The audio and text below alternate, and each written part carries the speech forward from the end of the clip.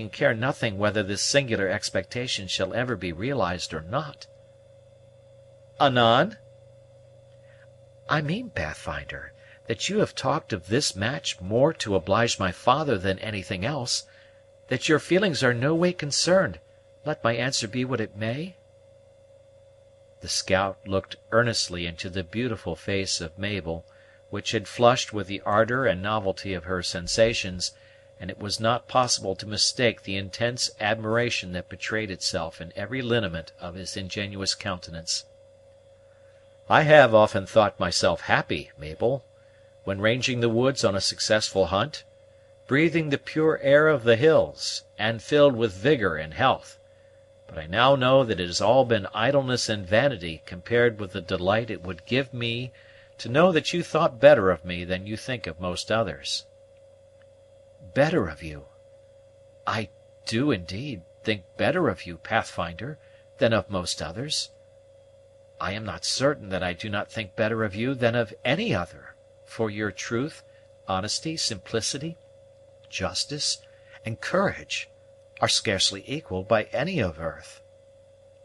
"Ah, Mabel, these are sweet and encouraging words from you, and the Sergeant, after all, was not so near wrong as I feared." "Nay, Pathfinder, in the name of all that is sacred and just, do not let us misunderstand each other in a matter of so much importance.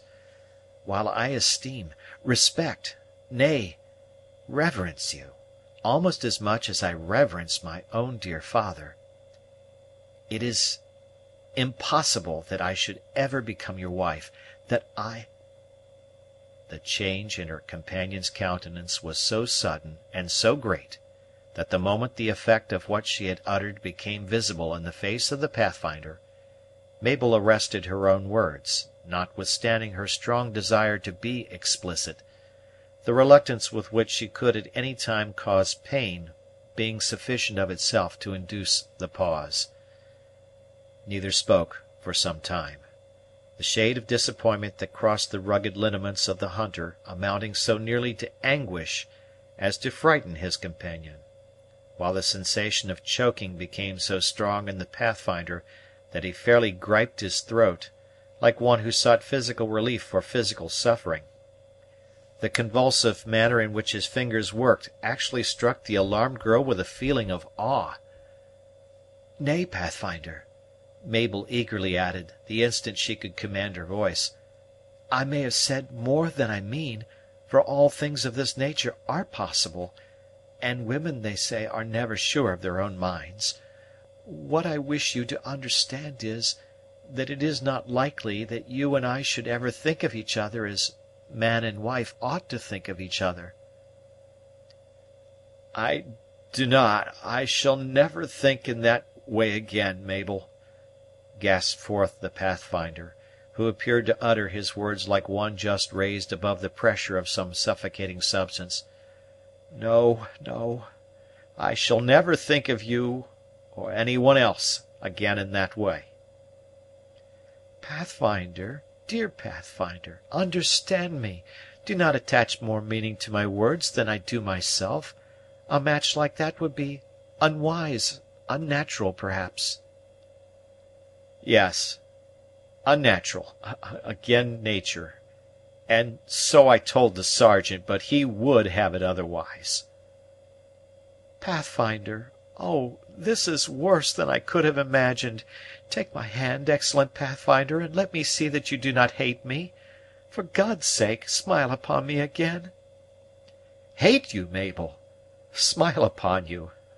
Ah's me!" "Nay, give me your hand, your hearty, true, and manly hand. Both, Pathfinder, for I shall not be easy until I feel certain that we are friends again, and that all this has been a mistake." "Mabel," said the guide, looking wistfully into the face of the generous and impetuous girl, as she held his two hard and sunburnt hands in her own pretty and delicate fingers, and laughing in his own silent and peculiar manner, while anguish gleamed over lineaments which seemed incapable of deception, even while agitated with emotions so conflicting. "Mabel, the Sergeant was wrong. The pent-up feelings could endure no more, and the tears rolled down the cheeks of the scout like rain. His fingers again worked convulsively at his throat, and his breast heaved, as if it possessed a tenet of which it would be rid by any effort, however desperate. "Pathfinder! Pathfinder!" Mabel almost shrieked. "Anything but this! Anything but this! Speak to me, Pathfinder! Smile again! Say one kind word! Anything to prove you can forgive me!" "The Sergeant was wrong!" exclaimed the guide, laughing amid his agony, in a way to terrify his companion by the unnatural mixture of anguish and light-heartedness. "I knew it! I knew it! And said it! Yes, the Sergeant was wrong after all!" "We can be friends, though we cannot be man and wife," continued Mabel, almost as much disturbed as her companion, scarcely knowing what she said. "We can always be friends, and always will." "I thought the Sergeant was mistaken," resumed the Pathfinder, when a great effort had enabled him to command himself; "for I did not think my gifts were such as would please the fancy of a town-bred girl.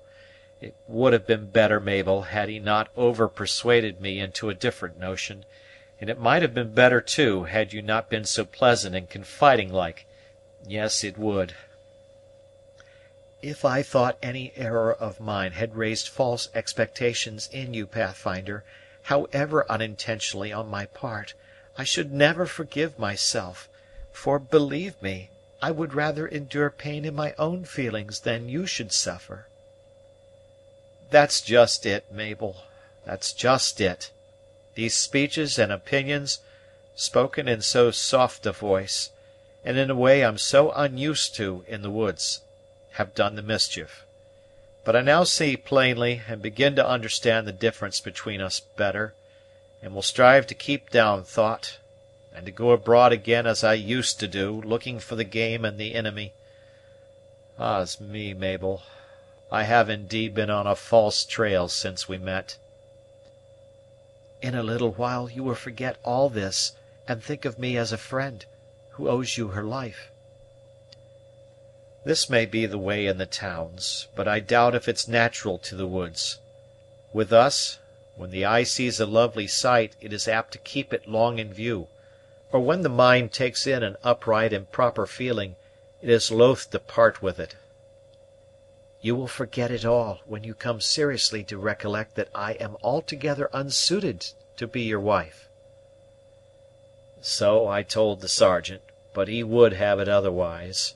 I knew you was too young and beautiful for one of middle age, like myself, and who never was comely to look at even in youth; and then your ways have not been my ways, nor would a hunter's cabin be a fitting place for one who was educated among chiefs, as it were. If I were younger and comelier, though, like Jasper Eau douce—" "Never mind Jasper Eau douce," interrupted Mabel impatiently. "We can talk of something else." "Jasper is a worthy lad, Mabel, ay, and a comely," returned the guileless guide, looking earnestly at the girl, as if he distrusted her judgment in speaking slightingly of his friend. "Were I only half as comely as Jasper Western, my misgivings in this affair would not have been so great, and they might not have been so true." "We will not talk of Jasper Western," repeated Mabel, the color mounting to her temples. "He may be good enough in a gale or on the lake, but he is not good enough to talk of here."